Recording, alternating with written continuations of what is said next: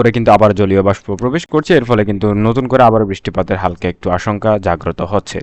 আপনারা দেখতে পাচ্ছেন আজকে হচ্ছে শুক্রবার এবং আগামীকাল হচ্ছে শনিবার। শনিবার কিন্তু একদম ভোরের দিক থেকে বৃষ্টিপাত শুরু হয়ে যাওয়ার আশঙ্কা জানাচ্ছে। বাংলাদেশের অভ্যন্তরে অনেকগুলো এলাকাতেই বৃষ্টিপাত হবে। মুষলধারে থেকে ভারী বৃষ্টিপাত হওয়ার সম্ভাবনা অনেক বেশি। তো কোন কোন এলাকাতে কি পরিমাণে বৃষ্টিপাত হবে আগামীকালকে অর্থাৎ শনিবার, সেই বিষয়ে আমরা বিস্তারিত আপডেট এই মুহূর্তে দেখে নেওয়ার চেষ্টা করব। আমরা যদি এখন দেখানোর চেষ্টা করি, শনিবার ঠিক ভোরের দিকে অর্থাৎ একদম মধ্যরাতের দিকেই বৃষ্টিপাতটা শুরু হবে মূলত বাংলাদেশের সিলেট অঞ্চলে। একই সাথে কিন্তু ময়মনসিংহ অঞ্চল রয়েছে, রংপুর এবং রাজশাহীর অনেকগুলো এলাকাতে বৃষ্টিপাত হবে। সেই সঙ্গে বাংলাদেশের ঢাকাতেও হালকা মাঝারি ধরনের বৃষ্টিপাত বা শীতল বাতাস প্রবাহিত হতে পারে।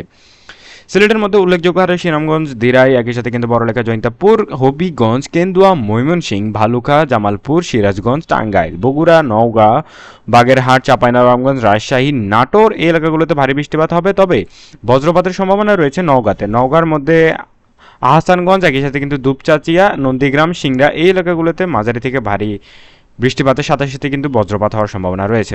এছাড়া রংপুরের মধ্যে পুরো রংপুর যুগের ঠাকুরগাঁও, দিনাজপুর, একই সাথে কিন্তু বীরগঞ্জ রয়েছে, নীলফামারী রয়েছে, দেবীগঞ্জ রয়েছে, ভোদা রয়েছে, পঞ্চগড় রয়েছে, তারপর মেঘালীগঞ্জ রয়েছে, কালীগঞ্জ, লালমনিরহাট, কুড়িগ্রাম, চিলমারি, চিতলমারি, গাইবান্ধা এই পুরো এলাকা জুড়েই বৃষ্টিপাত হবে। সেই সঙ্গে কিন্তু আমরা দেখতে পাচ্ছেন জামালপুর, ময়মনসিংহ, কেন্দুয়া, কিশোরগঞ্জ, বালুকা, টাঙ্গাইল এই এলাকাগুলোতেও মাঝারি বৃষ্টিপাত হবে।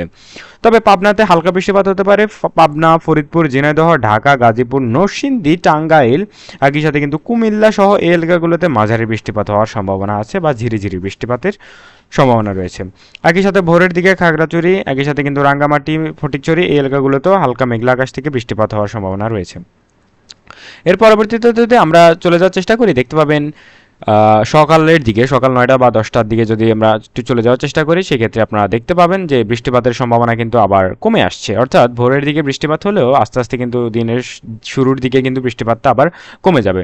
সেক্ষেত্রে মেঘলা আকাশের থাকারই সম্ভাবনা বেশি, বিশেষ করে চাঁদপুর, নোয়াখালী, ফেনী, পটুয়াখালী, একই সাথে কিন্তু যশোর, খুলনা, নড়াইল, মাদারীপুর, বরিশাল, পটুয়াখালী এই এলাকাগুলোতে মাঝারি বৃষ্টিপাত হতে পারে। অন্যান্য এলাকাতেও খুব একটা দেখা যাচ্ছে না, তবে মেঘলা আকাশ অর্থাৎ আকাশের খেলাধুলা হতে বা আপনারা দেখতে পাবেন মেঘলা আকাশের খেলাধুলা।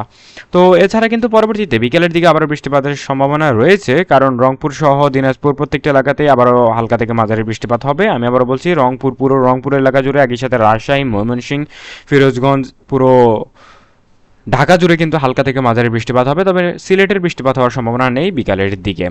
এছাড়া যদি আমরা দেখানোর চেষ্টা করি, বিকালের দিকে বৃষ্টিপাত হবে না। নোয়াখালী, ফেনী, ভোলা, পটুয়াখালী, একই সাথে কিন্তু বরিশালের কয়েকটি এলাকাতে বৃষ্টিপাত না হওয়ার সম্ভাবনা রয়েছে। এছাড়া অন্যান্য এলাকাতে বৃষ্টিপাত হবে বিকালের দিকে, সম্ভাবনা অনেক বেশি।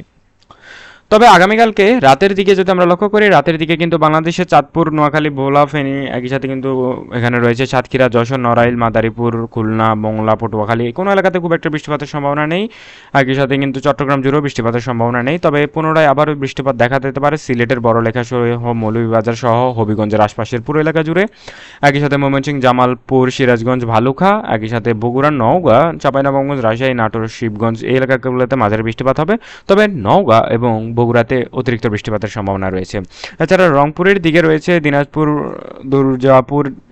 দুর্গাপুর, একই সাথে কিন্তু পীরগঞ্জ, গাইবান্ধা, রাজীবপুর, চর রাজীবপুর এই এলাকাগুলোতে মাঝারি বৃষ্টিপাতের সম্ভাবনা রয়েছে রাতের দিকে।